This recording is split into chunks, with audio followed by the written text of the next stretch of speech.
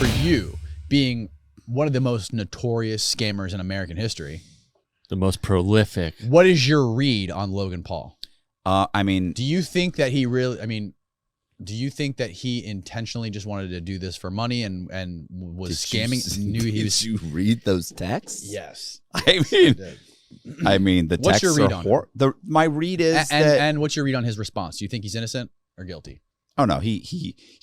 You know, he's. I think in his mind, it's not a scam. In his mind, he's probably deluded himself into thinking, I'm not a criminal. It's not a scam. But if you lay it out, like, you know, if it walks like a duck and it quacks like a duck, like, you know, it's a duck. Like, I understand you can sit here and say, oh, it wasn't a scam. I'm not a criminal. Stop. What you did was you ran a pump and dump scheme. Yeah, you pumped up, you misled people that you to buy something that you were going to artificially inflate. And then you were going to sell off your tokens and you were going to dump it. Like once and you say that in the text, you know, you say in the text that we're going to buy up whatever it was, you know, 40,000 tokens. We're going to buy up 40,000 tokens without releasing it. So we're going to release it, but we're not going to notify anybody so that we can buy them up. And then we're going to hold them for so many months, and then we're going to sell them, but we cannot sell them if it affects the market by more than 3%. So if the tokens drop by more than 3%, we can't sell. Right. And then over the next so many months, over this many months, we can sell this many. This many months, we can sell this many. But we can only sell them as long as they don't affect the market more than 3%. You are artificially keeping the tokens high. And the only reason to do that is so that you can sell off the remaining tokens you have at a higher value. And keep in mind, he can't sit here and say, well, I just want to make sure everybody makes money. No, you're the one that owns all the tokens. So if I'm a developer and I've built all these houses that I put $50,000 in, and then I artificially create a bunch of sales of 50 houses at $400,000, I've got 50 grand in them, and I buy them all for 400,000. So the market and everybody that looks at the market thinks they're selling for 400,000.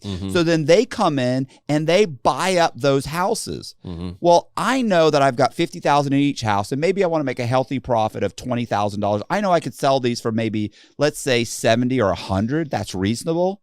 But I'm selling them for 400,000. The way I'm going to know I can get 400,000 is I'm going to create these artificial sales that make everybody think they're worth 400,000. You're manipulating the value of those houses. When I did it, it was fraud. Right. Yeah. Okay, but they weren't creating artificial sales for their NFT. He was just promoting it, and people were like pre-buying it, right?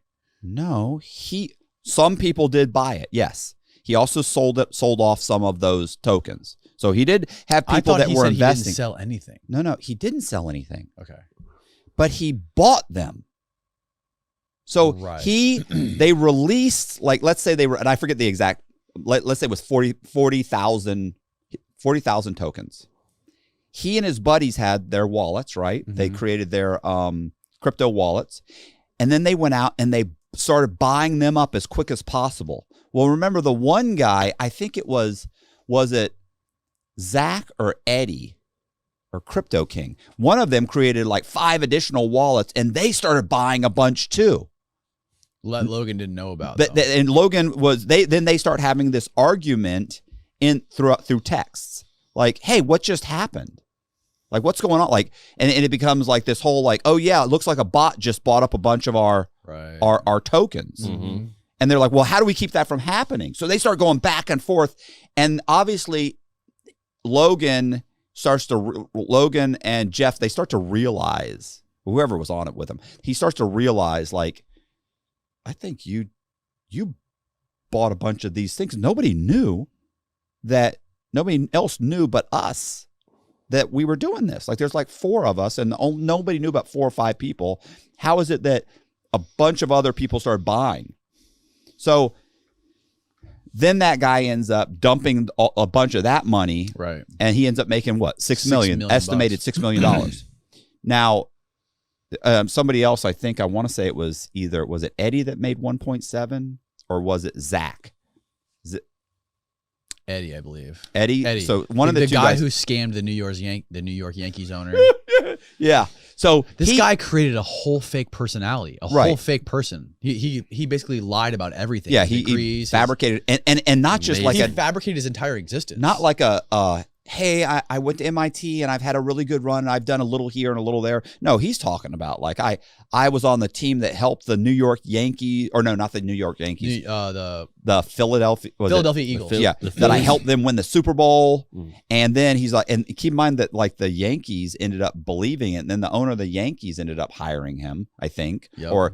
And then it was like, I may be getting some of this wrong. And then also like was it the Mormon Church hired him? Like all these billionaires are hiring him, and they're buying into this insanity. Military? Yeah, the government hired him, I believe. And none of it's true. Oh, he said he was like CIA too. He said he worked for like the CIA. He also said he was an orphan.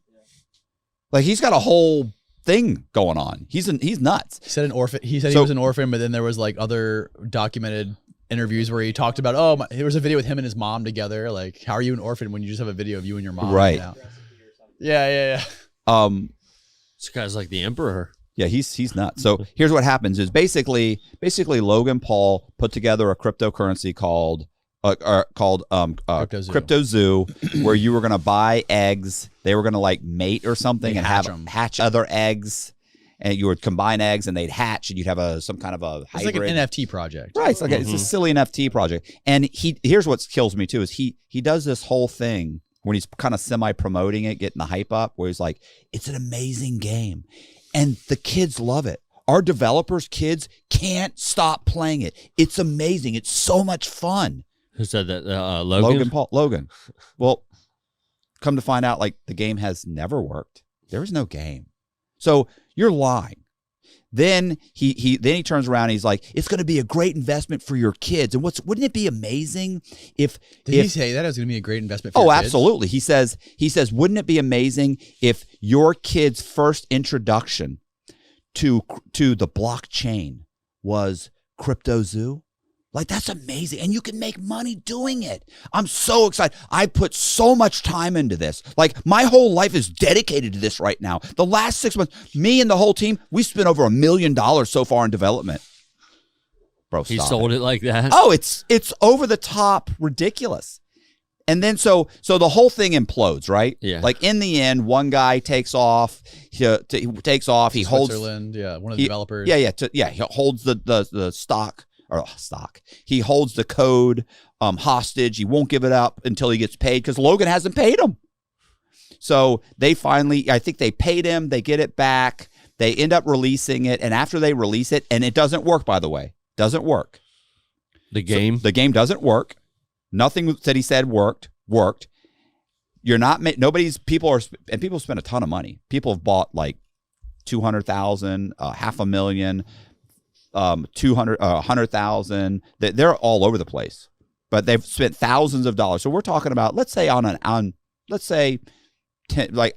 CoffeeZilla ends up talking to probably 5 or 6 people, and those guys total at least a few million. Ooh. So if that's just a few, and let's say several thousands of people probably bought this. So thousands of people bought it. Let's say on the low end, these guys sold, and people bought 10 million. Now the market cap was supposed to be 40 million. I don't know that that's what it went up to. I don't know that that's what they got, but let's say people bought in and it's reasonably $10 million. Mm-hmm. Reasonable. So let's say 10 million. Logan's trying to say, and then Logan goes silent. Now I think I know why he went silent, but he goes silent. Go silent for a year.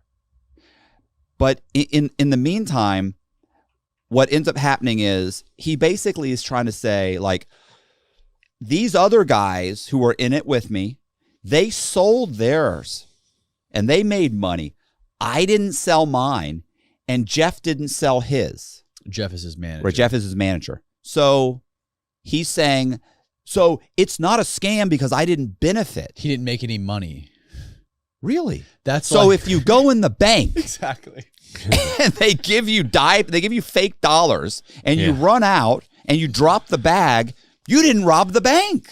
Great perspective. Or if you, Yeah. I saw another comment that said, if you organize a bank heist and you have 3 guys that are going to go in there and you're just the getaway driver, but they go in, they get all the money, and then they rob you of the money they Yeah. robbed, all of a sudden You're you're innocent. innocent. Right. Yeah. That's funny because I use that example. I was talking about this and I use the example of this is like saying, going to the police and saying, listen, I know a guy who drives a getaway car for bank robbers. And they go, well, how do you know that? He goes, I'm robbing the bank. Yeah. That's Logan Paul. Like, that's Yeah. what's happening now. He's saying, Yeah. these bastards, they this and they that and they. Yeah, but you were in charge of the whole thing. You went in the bank. You organized the whole thing.